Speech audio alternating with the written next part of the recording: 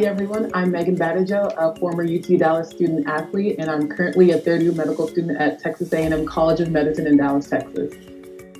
You're currently in year 3, which means you're doing a lot of rounds. Tell me about the rounds you've done and how COVID has affected those rounds. Well, quite a bit. COVID has definitely impacted all of medical education, but how my rounds have been going, I just finished my surgical rotation, and you can imagine you definitely aren't seeing as many patients. You know, we're screening all of our patients before a patient can come back to surgery. They have to have at least 2, sometimes 3 COVID negative tests. And it's not uncommon for a patient to pick up COVID while they're in the hospital. So you have a lot of, possible exposures to yourself, to your team, things like that. Interestingly enough, I'm now on the Pulmonary critical care team, which is lung physicians who specialize in the most sickest patients who have lung diseases. So in a time of COVID, you can imagine there's a lot of COVID patients on this rotation. And so how that's been impacted, I'm seeing a lot of specialized care. I'm seeing a lot of really sick people, and I'm seeing something that's been a lot more eye-opening than I had originally intended. Like I said, on the surgery rotation, we're a lot more protected. Patients have 2, 3 COVID tests before I even see them, whereas I'm on the team that goes to see the COVID patient, or that goes to see the patient has a lung problem and we're not sure if it's a COVID issue. I think a lot of people are under this misconception of, I'm young, I'll get through it. And you will. A lot of people get COVID and they move right along. But what people don't realize is if you can survive COVID, there is a gamut of things that could happen to you afterwards. Post-COVID pneumonia, post-COVID bronchiectasis, post-COVID insert disease here, just because your lungs are so much more susceptible to a problem now. Sometimes people aren't taking this serious because of what you mentioned. I can survive this. I won't get it. You've seen examples of things that are scary. Yeah.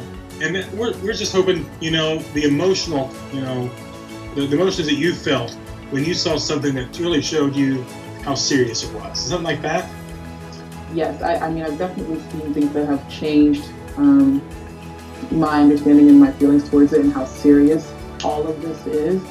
It's hard to see it, especially when you hear the stories about, just how effectively reckless people have been with it. And it's so crazy to see, someone in the ICU critically ill, and it could have been prevented with them wearing a mask.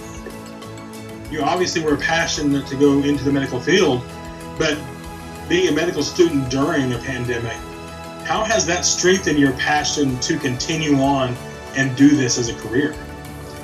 For me, I think seeing the disparity in how COVID impacted people really started to drive my passions further for medicine. Because we started to get to a point where a lot of people were taking precautions and a lot of people were at least able to get to a hospital quickly or get the care they needed quickly. You can't say the same thing for people who experience homelessness. You can't say the same thing for people who don't have the means to go to the hospital or don't have the means to take their family member to a hospital. They don't have the means to self-isolate.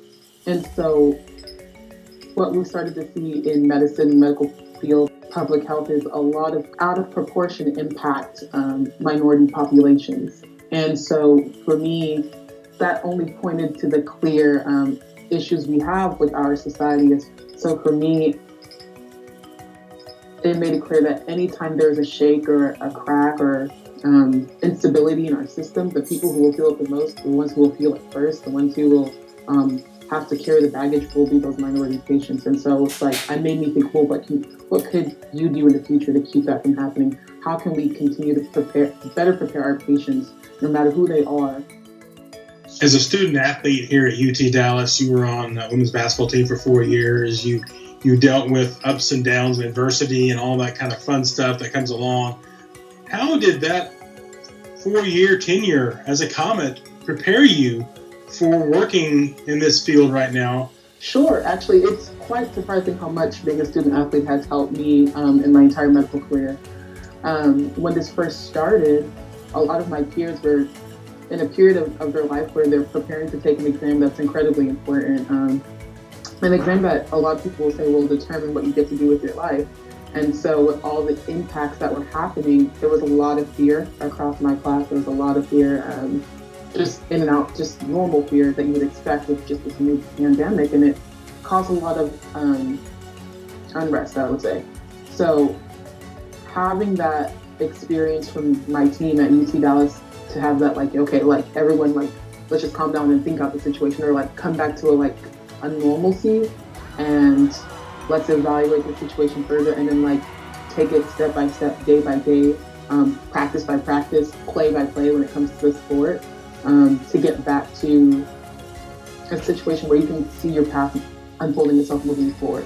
Basically, I'm saying it seems really bleak right now, or it seems really bleak right now with COVID. However, in periods where we needed to take control, we were able to, and then we saw a light at the end of the tunnel basically. So I felt like my sport really prepared me for that. I think I could have easily panicked, but I felt like I could say, I've been in a situation where I felt worse, where I felt like more was at stake, where I felt like more was just like on me, and as a result of that, I felt like I could deal with the issues that came with COVID a lot better. It was like, well, I've been through worse. I've had an entire stage, people screaming at me at the last minute, the last second. This is a pretty controlled environment for me. I can handle this. So yeah, I would actually say it definitely prepared me for this, for life, probably moving forward.